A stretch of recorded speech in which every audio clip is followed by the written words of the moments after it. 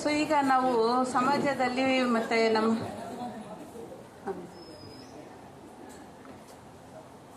ಸಮಾಜದಲ್ಲಿ ಮತ್ತು ಸಂಸಾರದಲ್ಲಿ ಎರಡರಲ್ಲೂ ನಾವು ಜೀವನ ಮಾಡ್ತಾ ಇದ್ದೇವೆ. ನೀವು ಈ ಆಲೋಚನೆ ಮಾಡಿ ನೋಡಿ, ಎಲ್ಲರೂ ಮಾತಾಡೋ ಒಂದು ಮಾತು ಆಲೋಚನೆ ಮಾಡಿ ನೋಡಿ.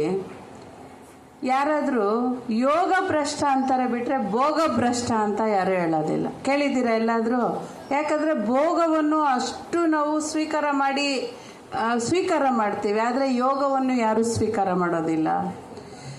ಸೊ ಈ SSY ಅನ್ನೋದು ಯಾವ ಥರ ಇದೆ ಅಂದರೆ, SSYಗೆ 4 ಸ್ತಂಭಗಳು ಅಂತಂದರೆ, ಮೊದಲು ಕರ್ಮಯೋಗ, ಆಮೇಲೆ ಜ್ಞಾನ ಯೋಗ, ಕರ್ಮ ಮಾಡೋದ್ರಲ್ಲೇ ಭಕ್ತಿ, ಆಮೇಲೆ ಜ್ಞಾನದಿಂದ ಮತ್ತೆ ಭಕ್ತಿ ಯೋಗದಲ್ಲೇ ತೊಡ್ಕೊಳ್ಳೋದು, ನೆಕ್ಸ್ಟ್ ಕ್ರಿಯಾಯೋಗ.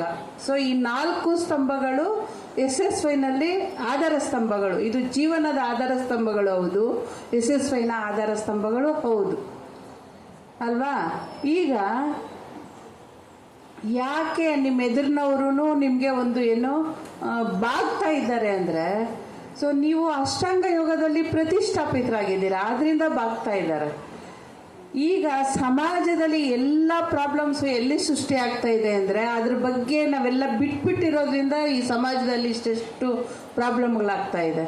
ಸೊ ಈ ನಮ್ಮ ಒಂದು ಸಂಸ್ಕೃತಿ ನಿಂತಿರೋದೇ ಅಷ್ಟಾಂಗ ಯೋಗದ ಮೇಲೆ. ನಾವು ಅದನ್ನೆಲ್ಲ ಆಧಾರ ಸ್ತಂಭಗಳನ್ನೇ ಬಿಟ್ಟಿರೋದ್ರಿಂದ ಇದು ಪ್ರಾಬ್ಲಮ್ ಆಗ್ತಾ ಇದೆ. ಗುರುಗಳು ಈ ಕ್ಲಾಸನ್ನು ಯಾವ ಥರ ಡಿಸೈನ್ ಮಾಡಿದ್ದಾರೆ ಅಂದರೆ, ಆ ಆಧಾರ ಸ್ತಂಭಗಳ ಮೇಲೆ ನಮ್ಗೆ ಗೊತ್ತಿಲ್ಲದೇ ನಾವು ನಿಂತ್ಕೊಳ್ಳೋ ಥರ ಮಾಡಿದ್ರಿಂದ ನಿಮ್ಮಲ್ಲಿ ಈ ಬದಲಾವಣೆ ಎಲ್ಲ ಬಂತು. ಸೊ ಏನು ಹಾಗಾದರೆ ಅಷ್ಟಾಂಗ ಯೋಗ ಅಂದರೆ ಅಂತ, ಸೊ ಅದರ ಪರಿಣಾಮ ಏನು ಅಂತ, ಯಾವ ಥರ ಆ ಅಷ್ಟಾಂಗ ಯೋಗದ ಒಂದು ಅನುಷ್ಠಾನದಲ್ಲಿರುವ ವ್ಯಕ್ತಿಯನ್ನು ಸೊ ಕ್ರೂರ ಪ್ರಾಣಿಗಳು ಸಹ ಸ್ವೀಕಾರ ಮಾಡುತ್ತೆ ಅಂತ ನೋಡಿ. ಶಾರದಾ ಮಾತೆಯವರು ಒಂದ್ಸಾರಿ ಎಲ್ಲಿ ಕಲ್ಕಟ್ಟಾಗೆ ಪರಮಹಂಸರ ಹತ್ರ ಬರಬೇಕಾದ್ರೆ ಅವ್ರು ಕಾಡಿನಲ್ಲಿ ಪ್ರಯಾಣ ಮಾಡಬೇಕಾಗಿತ್ತು ಅಂತ. ಸೊ ಆ ಕಾಡಿನಲ್ಲಿ ಪ್ರಯಾಣ ಮಾಡಬೇಕಾಗಿದ್ದಾಗ ಅವ್ರ ಜೊತೆ ಒಂದು 3-4 ಜನ ಇದ್ದರು. ಆ ಕಾಡಿನಲ್ಲಿ ತುಂಬ ದೋಚೋ ಜನಗಳು ಜಾಸ್ತಿ. ಸೊ ಅಲ್ಲಿ ಇನ್ನೊಂದು ಸ್ವಲ್ಪ ಮುಂದೆ ಹೋದರೆ ಇಬ್ಬರು ಗಂಡ ಹೆಂಡತಿ ಇಬ್ಬರು ಇದ್ದಾರೆ. ಅವ್ರು ಯಾರು ಸಿಕ್ಕಿದ್ರೆ ಅವ್ರನ್ನ ದೋಚೋದು, ಕೊಟ್ಟಿಲ್ಲ ಅಂದರೆ ಕೊಲೆ ಮಾಡ್ತಾರೆ ಅಂತ. ಆಗ ಶಾರದಾ ಮಾತೆಯವರು ಅದೇ ದಾರಿಯಲ್ಲಿ ನಡ್ಕೊಂಡು ಬರ್ತಾರೆ. ಸೊ ಶಾರದಾ ಮಾತೆಯವರು ಫುಲ್ ಅವ್ರದ್ದು ಸ್ಥಿತಿನೇ ಬೇರೆ. ಏನು ಮಾಡಿದ್ರು, ಆ ದೋಚ್ತಾ ಇದ್ದಂಥ ದಂಪತಿಗಳು ಅಮ್ಮನಿಗೆ ಮತ್ತು ಅವರ ಜೊತೆಯಲ್ಲಿದ್ದವ್ರಿಗೆ ಆಶ್ರಯ ಕೊಟ್ರಂತೆ. ಆಶ್ರಯ ಕೊಟ್ಟು ಮತ್ತೆ ಬೇರೆ ಕಳ್ಳಕಾಕರರಿಂದ ಇವ್ರಿಗೇನು ತೊಂದರೆ ಆಗದೆ ಇರಲಿ ಅಂತ ಅವರನ್ನು ಕರ್ಕೊಂಡು ಬಂದು ಎಲ್ಲಿ ಬಿಟ್ಟರು, ಪರಮಹಂಸರ ಹತ್ರ ಬಿಟ್ಟೋದ್ರು. ಯಾವುದ್ರ ಪ್ರಭಾವ ಇದು? ಒಂದು ಅಹಿಂಸೆಯಲ್ಲಿ ಒಂದೇ ಒಂದರಲ್ಲಿ ಪ್ರತಿಷ್ಠಾಪಿತರಾಗಿದ್ದು. ಸೊ ಅದೇ ಥರನೇ ನೀವು ಸ್ವಾಮಿ ರಾಮ, ಹಿಮಾಲಯದ ಮಹಾತ್ಮರು ಸ್ವಾಮಿ ರಾಮರ ಬಗ್ಗೆ ಕೇಳಿರ್ಬೋದು. ಅವರು ಒಂದ್ಸಾರಿ ಹೀಗೆ ಕಾಡಲ್ಲಿ ನಡ್ಕೊಂಡು ಹೋಗ್ತಾ ಇದ್ರಂತೆ. ನಡ್ಕೊಂಡು ಹೋಗ್ತಾ ಇದ್ದಾಗ ರಾತ್ರಿ ತುಂಬ ತಡ ಆಗಿದೆ, ಅವ್ರಿಗೆ ಮಲಗಬೇಕನ್ಸಿದೆ. ಕಾಡಿನಲ್ಲಿ ಎಲ್ಲಿ ಮಲಗಲಿಕ್ಕೂ ಸ್ಥಳ ಇಲ್ಲ. ಅಲ್ಲೆಲ್ಲೋ ಒಂದು ಚಿಕ್ಕ ಗುಹೆ ಕಾಣ್ತು. ಅದರಲ್ಲಿ ಮಲಗೋಣ ಅಂತ ಹೋದರೆ ಅಲ್ಲೇನಾಗಿದೆ, ಸಿಂಹ ಎಲ್ಲೋ ಆಹಾರಕ್ಕೋಸ್ಕರ ಹೋಗಿದೆ. ಅದ್ರ ಮರಿಗಳಿದೆ ಒಳಗಡೆ. ಅವ್ರೇನು ಮಾಡಿದ್ರು, ಆ ಕಡೆ ಈ ಕಡೆ ಒಂದು ಸ್ವಲ್ಪ ಕಟ್ಟಿಗೆ ಇಟ್ಟು ಅದಕ್ಕೆ ದಾರ ಕಟ್ಬಿಟ್ಟು ಹೋಗಿ ಒಳಗಡೆ ಮಲ್ಕೊಂಡಿದ್ದಾರೆ. ಆ ಸಿಂಹದ ಮರಿಗಳೆಲ್ಲ ಬಂದು ಅವ್ರ ಮೇಲೆ ಆಟ ಆಡ್ತಾ ಇದೆಯಂತೆ. ಆ ಸಿಂಹಗಳ ಮರಿಗಳ ಜೊತೆ ಆಟ ಆಡ್ತಾ ಇದ್ದಾರೆ. ಅವರು ರಾತ್ರಿ ಇಡೀ ಮಲಗಿದ್ದಾರೆ ಗುಹೆಯಲ್ಲಿ. ತಾಯಿ ಸಿಂಹ ಬಂದು ಬಾಗಿಲಲ್ಲಿ ವೆಯ್ಟ್ ಮಾಡ್ತಾ ಇದೆಯಂತೆ. ಯಾಕೆ ಅಂದರೆ ಈ ಅಹಿಂಸೆಯಲ್ಲಿರೋದ್ರಿಂದ, ಅಂದರೆ ಈ ಅಷ್ಟಾಂಗ ಯೋಗದಲ್ಲಿರುವ ವ್ಯಕ್ತಿಯಿಂದ ನನ್ನ ಮರಿಗಳಿಗೆ ಏನು ತೊಂದರೆ ಆಗೋದಿಲ್ಲ. ಇವರು ಯಾವಾಗ ಎದ್ದು ಗುಹೆಯಿಂದ ಹೊರಗಡೆ ಹೋದ್ರೋ ಆವಾಗ ಸಿಂಹ ಒಳಗಡೆ ಹೋಗಿದೆ.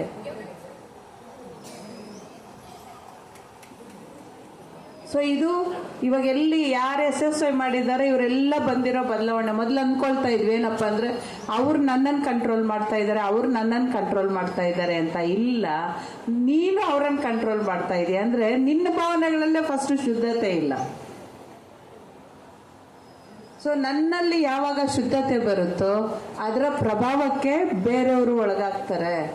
ನೀವು ನೋಡಿ, ಅವರು ಹಿಮಾಲಯದ ಮಹಾತ್ಮರು ಒಂದ್ಸಾರಿ ಎಲ್ಲರೂ ಬುಕ್ ತಗೊಂಡು ಓದಿ. ಅದರಲ್ಲೊಂದು ಫೋಟೋ ಇದೆ ನೋಡಿ ನೀವು.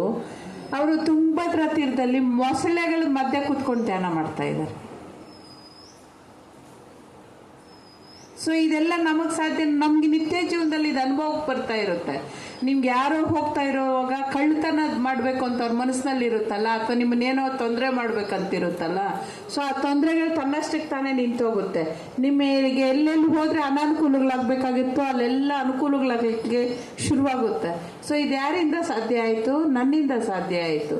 ಅಂದರೆ ಪರಿವರ್ತನೆ ಎಲ್ಲಿ ಬಂತು? ನನ್ನೊಳಗಡೆ ಬಂತು. ನಾನು ಪರಿವರ್ತನೆ ಆದರೆ ಇಡೀ ಪ್ರಪಂಚನೇ ಸುಂದರವಾಗಿ ಕಾಣುತ್ತೆ. ನನ್ನೊಳಗಡೆ ಕಶ್ಮಲಗಳು ತುಂಬಿದರೆ ಪ್ರಪಂಚ ಎಲ್ಲ ಕೊಳಕಾಗಿ ಕಾಣುತ್ತೆ. ಇದನ್ನೇ ಏನು ಹೇಳ್ದೆ ದುರ್ಯೋಧನನಿಗೆ ನೋಡಿದವರೆಲ್ಲ ಪ್ರಪಂಚದಲ್ಲಿ ಯಾರು ಒಳ್ಳೆಯವ್ರಾಗಿ ಕಾಣಲೇ ಇಲ್ವಂತೆ. ಧರ್ಮರಾಯನಿಗೆ ಪ್ರಪಂಚದಲ್ಲಿ ನೋಡಿದ್ರೆ ಯಾರು ಕೆಟ್ಟವ್ರು ಕಾಣಲೇ ಇಲ್ವಂತೆ. ಸೊ ಈ ಒಳ್ಳೆಯದು ಕೆಟ್ಟದ್ದು ಯಾರಲ್ಲಿದೆ? ನನ್ನಲ್ಲೇ ಇದೆ. ಸೊ ಅದರಿಂದ ಪರಿವರ್ತನೆ ಆಗಬೇಕಾಗಿರೋದು ಯಾರಲ್ಲಿ? ನನ್ನಲ್ಲಿ. ಅದು ಯಾವಾಗ ಆಗುತ್ತೆ? ನನ್ನ ಸ್ವಸ್ವರೂಪ ಏನು ಅಂತ ನಾನು ಅದು ಅನುಭವದಿಂದ ಕಂಡುಕೊಂಡಾಗ ಮಾತ್ರನೇ ಅದಾಗೋದು. ಅದೇ ಅಹಂ ಬ್ರಹ್ಮಾಸ್ಮಿ, ಐ ಆಮ್ ದ ಅಲ್ಟಿಮೇಟ್ ಅಂತ ನಾನೇ. ಸೊ ಅದೇನು ಅಂತ ಇದು ಎಕ್ಸ್ಪೀರಿಯನ್ಸ್ ಆಗಬೇಕಂದ್ರೆ SSY ಮಾಡಬೇಕು. ಸೊ SSY ಪರಿಚಯ ಕಾರ್ಯಕ್ರಮನ ಇವತ್ತು ಸುಳ್ಯದಲ್ಲಿದೆ 4 ಗಂಟೆಗೆ. ಸೊ ನಿಮ್ಮ ಯಾರು ನಿಮ್ಮ ಒಂದು ಸ್ನೇಹಿತರಿರ್ಬೋದು ಅಥವಾ ನಿಮ್ಮ ಬಂಧುಗಳಿರ್ಬೋದು, ಯಾರಿರ್ಬೋದು ಸುಳ್ಯದಲ್ಲಿದ್ದರೆ ಅವ್ರಿಗೆಲ್ಲ ಫೋನ್ ಮಾಡಿ ಹೇಳಿ, ಶಿವರಾಮ್ ಸರ್ ಎಲ್ಲಿ ಜಾಗ ಏನು ಅಂತ ಹೇಳ್ತಾರೆ. ಮತ್ತು ನಾಳೆ ಕುಕ್ಕೆ ಸುಬ್ರಹ್ಮಣ್ಯದಲ್ಲೂ ಇಟ್ಕೋಬೇಕಂತಿದ್ದೀವಿ ಪರಿಚಯ ಕಾರ್ಯಕ್ರಮನ. ಎಷ್ಟೊತ್ತಿಗೆ ಗಣೇಶನ ಎಲ್ಲೋದ್ರು? ಸೊ ನೀವೆಲ್ಲ ಪರಿಚಯ ಕಾರ್ಯಕ್ರಮಕ್ಕೆ ಬಂದರೆ ನಿಮ್ಗೆ ಅದ್ರ ಬಗ್ಗೆ ನಾವು ಸ್ವಲ್ಪ ಪರಿಚಯ ಕೊಡ್ತೀವಿ. ಇಲ್ಲಿ ಕೊಡೋದಕ್ಕಾಗಲ್ಲ ಗುರುಗಳ ಪರಿಚಯ. ನೀವು ಅವರಿಗೋಸ್ಕರ ಅವರದೇ ಆದ ಒಂದು ಜಾಗಕ್ಕೆ ಬಂದಾಗ ಮಾತ್ರ ಅವ್ರು ಕೊಡ್ತಾರೆ. ಇದು ಮಾರ್ಕೆಟಲ್ಲಿ ಇದು ಮಾರೋ ವಸ್ತು ಅಂತಲ್ಲ. ಇದಕ್ಕೆ ಯಾವುದೇ ಅಡ್ವರ್ಟೈಸ್ಮೆಂಟ್ ಇಲ್ಲ. ಇದು ಎಳ್ನೀರು ಥರ ಪ್ಯೂರ್. ಎಳ್ನೀರಿಗೆ ಯಾರಾದರೂ ಇದು ನಮ್ಮ ತೋಟದಲ್ಲಿ ಬೆಳೆದಿದೆ, ಇದು ಅವ್ರ ತೋಟದಲ್ಲಿ ಬೆಳೆದಿದೆ, ಇದು ಇಷ್ಟು ರೂಪಾಯಿ ಅಂತ ಎಲ್ಲಾದರೂ ಕೇಳಿದ್ದೀರಾ? ಅಡ್ವರ್ಟೈಸ್ಮೆಂಟ್ ಕೊಟ್ಟಿದ್ದೀನ. ಕೋಕೋ ಕೋಲಾ ಪೆಪ್ಸಿಗಾದರೆ ಬೇಕಾದಷ್ಟು ಅಡ್ವರ್ಟೈಸ್ಮೆಂಟ್ ಇದೆ. ಸೊ ಇಲ್ಲಿ ಕ್ಲಾಸ್ ಆಗುತ್ತೆ ಅಂದರೆ ನಾನು ಇರ್ತೀನಿ, ಇಲ್ಲಾಂದರೆ ನಾನು ಹೋಗಬೇಕಾಗಿದೆ. ನಾನು 25-30 ದಿನ ಆಗಿದೆ ಮನೆ ಬಿಟ್ಟು. ನಾವು ಸಂಸಾರಸ್ತ್ರೆ, ನಾವೇನು ಬಿಟ್ಟು ನಮಗೇನಿಲ್ಲ ಅಂತ ತಿಳ್ಕೊಬೇಡಿ. ಸೊ ನಮ್ಮ ಕರ್ತವ್ಯಗಳ ಮಧ್ಯೆ ಸಹ ಇದು ಒಂದು 10 ಜನ ನಗ್ನಗ್ತಾ ಇರಲಿ ಜೀವನದಲ್ಲಿ ಅಂತ ನಾವೆಲ್ಲ ಬಿಟ್ಟು ಬರ್ತೀವಿ. ಬಿಟ್ಟರೆ ನಮಗೂ ಬೇಕಾದಷ್ಟು ಸಂಸಾರ, ಬಂಧು ಬಾಂಧವರು ಎಲ್ಲವನ್ನು ನಾವು ಇಟ್ಕೊಂಡಿರೋರೆ ಈ ಕ್ಲಾಸ್ ಮಾಡೋ. ನಾವೇನೆಲ್ಲ ಬಿಟ್ಟಿರೋರಲ್ಲ. ಆಮೇಲೆ ಇವರೇನೋ ಬಂದು ಕೂತ್ಕೊಂಡ್ಬಿಟ್ಟಿದ್ದಾರೆ, ಇವ್ರು ಕರೀತಾ ಇದ್ದಾರೆ, ನಾವು ಇವ್ರಿಗಿನ್ನೇನು ಮಾಡೋಕ್ಕೆ ಕೆಲಸ ಇಲ್ಲ ಅಂತ ತಿಳ್ಕೊಬೇಡಿ ಫಸ್ಟ್ ಆಫ್ ಆಲ್. ಸೊ ನಾವೆಲ್ಲನೂ ಇರೋರೆ, ನಮಗೂ ಜವಾಬ್ದಾರಿಗಳಿದೆ. ನಿಮಗೆ ಏನು ಜವಾಬ್ದಾರಿ ಗುರುಗಳು ಕೊಟ್ಟಿದ್ದಾರೆ ಅಂದರೆ, ಈ ಜ್ಞಾನ ಬೇಕು ಅಂತ ಬಂದವ್ರಿಗೆ ಕೊಡೋದು ಫಸ್ಟ್ ಪ್ರಿಯಾರಿಟಿ, ನೀನು ಅದಕ್ಕೆ ಕೊಡ್ಬೇಕಂತ ಹೇಳಿದ್ದಾರೆ. ಆದ್ದರಿಂದ ಈ ಪ್ರೋಗ್ರಾಮ್ ಆದ ತಕ್ಷಣ ಇಂಟ್ರಡಕ್ಷನ್ ಇಟ್ಕೊಳ್ತೀವಿ. ನೀವೆಲ್ಲ ಸಹಕಾರ ಕೊಟ್ಟು ನಮ್ಗೆ ಬೇಕು ಅಂತ ಬಂದರೆ ಮುಂದುವರ್ಸ್ಕೊಂಡು ಹೋಗೋದಕ್ಕೆ ನಾನು ರೆಡಿ ಇದ್ದೀನಿ. ಸೊ ಇದೆಲ್ಲ ನಿಮಗೆ ಸೇರಿರೋದು. ಈ ಕ್ಲಾಸ್ ಅಂತೂ ಮಾಡ್ಕೊಂಡಿರೋರು ಹೇಳಿದ್ರು, ನಾನು ಇದನ್ನು ಎಷ್ಟು ಬೇಗ ಮಾಡ್ಕೋಬೇಕಾಗಿತ್ತಂತ ಈಗ ಅನ್ನಿಸ್ತಾ ಇದೆ ಅಂತ. ಗುರುಗಳು ಹೇಳ್ತಾ ಇದ್ರೆ ಏನಪ್ಪ ಅಂದರೆ, ಈ ಕ್ಲಾಸ್ ಯಾರಿಗೆ ಸಿಗುತ್ತೆ ಅಂದರೆ, ಯಾರಿಗೆ ಕರ್ಮ ಸೋದಿದೆಯೋ ಅವ್ರಿಗೆ ಸಿಗೋದು ಅಂತ. ಇದನ್ನು ಎಕ್ಸ್ಪೀರಿಯನ್ಸ್ ಮಾಡಿದ್ರೇ ಗೊತ್ತಾಗೋದು.